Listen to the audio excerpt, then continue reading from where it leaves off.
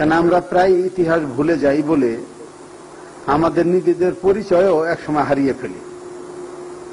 ফলে মুসলিম হিসাবে দ্বারা আমরা একসময় গৌরববোধ করতাম আমাদের পূর্বপুরুষেরা, এখন সেই নামটি উচ্চারণ করতে আমাদের একটু লজ্জা করে। যদি ইতিহাসের আলোচনা হইতো, এইভাবে জেনারেশন গ্যাপ না হইতো, তাহলে হয়তো আজকে মুসলমানদের কপালে যে দুর্ভোগ এবং দুর্দশা দুনিয়াব্যাপী এইরকম অবস্থাটি বোধহয় হইতে পারত না। এরপরে আমি ধন্যবাদ জানাই দুজন যারা দুটি প্রবন্ধ উপস্থাপন করেছেন। যদিও তাড়াহুড়ার কারণে তারা বিস্তারিত প্রবন্ধগুলি পড়তে পারেন নাই, পড়তে পারলে হয়তো আরেকটু বেশি ইনফরমেশন আমরা তাদের কাছ থেকে পেতাম।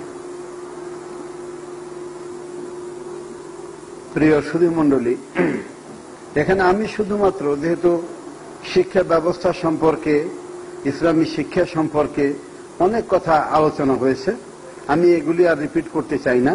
আমি Islamization of higher education and integrated approach by M Zahurul Islam এর প্রবন্ধের উপরে এবং আমার এই ব্যাপারে দু একটি কথা বলি আমার আলোচনা শেষ করব।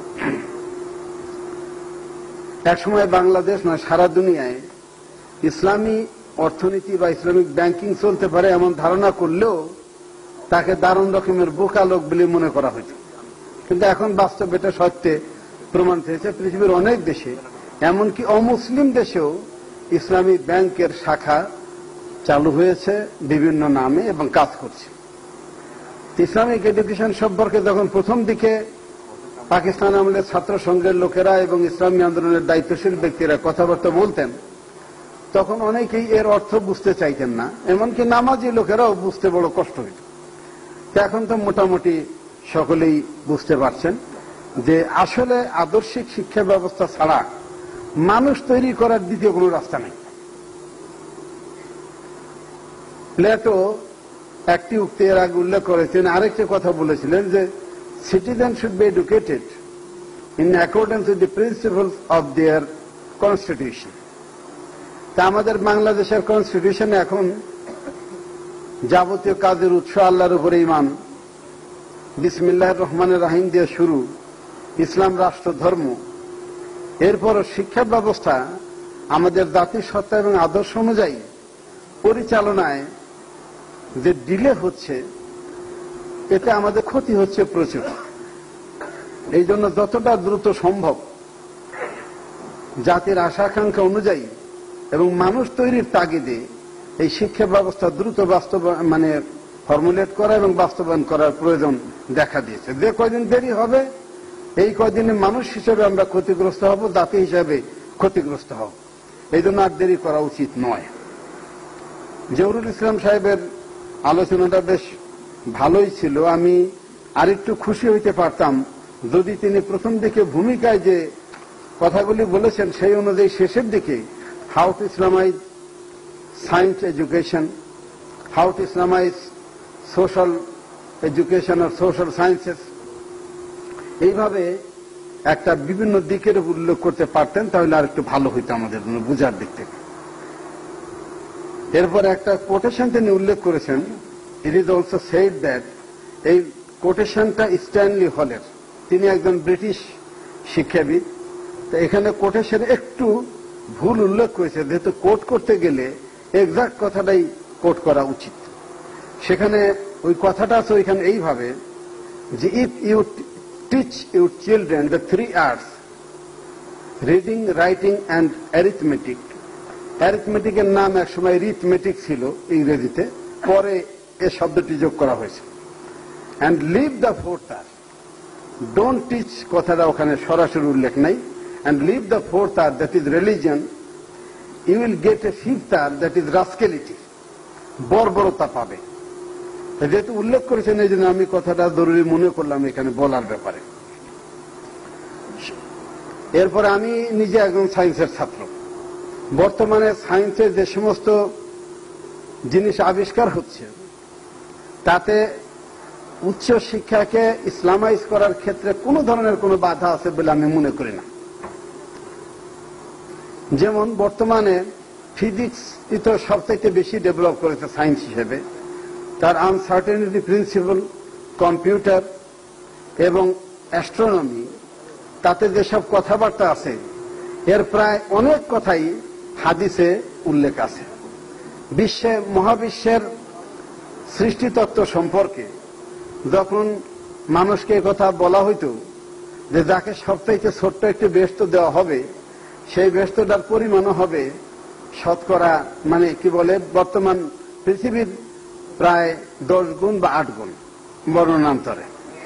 তো বর্তমানে সায়েন্স এটা আবিষ্কার করেছে যে আমরা যে মহাবিশ্বে বাস করি, যে সেলিশিয়াল স্ফিয়ার, অন্ধকার রাত্রটা যদি মেঘলা না হয় তাহলে আকাশের দূরতম যে নক্ষত্রটি দেখা যায়, সেই নক্ষত্র এবং আমাকে কেন্দ্র করে ব্যাসার্ধ কল্পনা করে চতুর্দিকে যদি মানে সার্কামফারেন্স অঙ্কন করা যায়, তাহলে যে মহাবিশ্বটি তৈরি হবে সেখানে সৌরজগতের অবস্থান একটি ডটের চাইতেও কম। এবং এই মহাবিশ্বেই এত সংখ্যক গ্যালাক্সি আছে যে গ্যালাক্সির একটি নক্ষত্র থেকে আরেকটি নক্ষত্রের দূরত্ব কয়েক লক্ষ আলোকবর্ষ পর্যন্ত আছে। এবং এর এক একটি নক্ষত্রের আলো পৃথিবীতে আসতে পৌঁছতে আরো কয়েক বছর বা কয়েক লক্ষ বছর লেগে যাবে। আলোর গতি সেকেন্ডে 1,86,000 মাইল। এরপরে এই এক একটি গ্যালাক্সিতে, এই মহাবিশ্বে এত সংখ্যক গ্যালাক্সি আছে যে এর এক একটি গ্যালাক্সি এক একজন মানুষকে যদি দিয়ে দেওয়া হয়, তাহলে সৃষ্টি থেকে শুরু করে আজ পর্যন্ত যত মানুষ দুনিয়া এসছে প্রত্যেককে একটা করে গ্যালাক্সি দিলেও বহুত গ্যালাক্সি খালি পড়ে থাকবে, মানুষ পাওয়া যাবে না। তো সৃষ্টির বিরাটত্ব সম্পর্কে এই ধারণা যখন প্রথমে একটা পৃথিবীর 8 গুণ বা 10 গুণ বেহেশতের কথা বলা হয়েছে, তখন মানুষ মনে করতে একটা আজগুবি কথা। তা এখন বৈজ্ঞানিকরা যখন বলছে তার সৃষ্টিতত্ত্ব সম্পর্কে আর বিশালত্ব সম্পর্কে, তখন তার অবাক হওয়ার কোনো কারণ নাই। এইরকম 7টি মহাবিশ্ব আছে, যার প্রথম মহাবিশ্বটি গোটাটি দ্বিতীয়টির জায়গায় মাত্র ওই রকম একটি ডটের মতো জায়গা দখল করে। এবং এই গোটা মহাবিশ্বটাই 3 ডাইমেনশনাল প্রথমটা, দ্বিতীয়টা 4 ডাইমেনশনাল, এবং দ্বিতীয়টার থেকে তৃতীয়টার নিচে পাশে উপরে সব দিকে ভিজিবল দেখা সম্ভব। সিদ্ধান্তের দরকার যে আমরা একটি ইসলামিক এডুকেশনের মাধ্যমে সত্যিকারের একটি মানুষের কারখানায় মানুষ গড়ার জিনিস তৈরি করব, নাকি ওই রাস্কেল তৈরি করার জন্যই যে ব্রিটিশরা একটি শিক্ষা ব্যবস্থা দিয়ে গেছিল তার সাথে কিছু জোড়াতালি দিয়ে হাস্যাস্পদ অবস্থায় চলব। এই সিদ্ধান্তটি নিলেই বাকি কাজটি করা সম্ভব বলে আমি মনে করি। আজকে শহীদ আব্দুল মালেকের, যিনি ইসলামী শিক্ষা আন্দোলনের পয়লা শহীদ, এবং তার কাতারটাও ক্রমে ক্রমে লম্বা।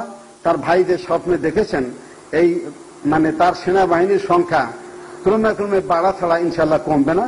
এবং আমি এই ব্যাপারে নিশ্চিত যে আমাদের ভাগ্যে হবে কিনা জানি না, তবে এই বাংলাদেশে ইসলাম প্রতিষ্ঠিত হবে এবং ইসলামী শিক্ষা ব্যবস্থাও পূর্ণাঙ্গ মানুষ তৈরি করার কাজে একদিন বাস্তবায়িত হবে ইনশাআল্লাহ। আমি দোয়া করে আমার বক্তব্য এখানে শেষ করছি। আসসালামু আলাইকুম ওয়া রাহমাতুল্লাহি ওয়া বারাকাতুহু।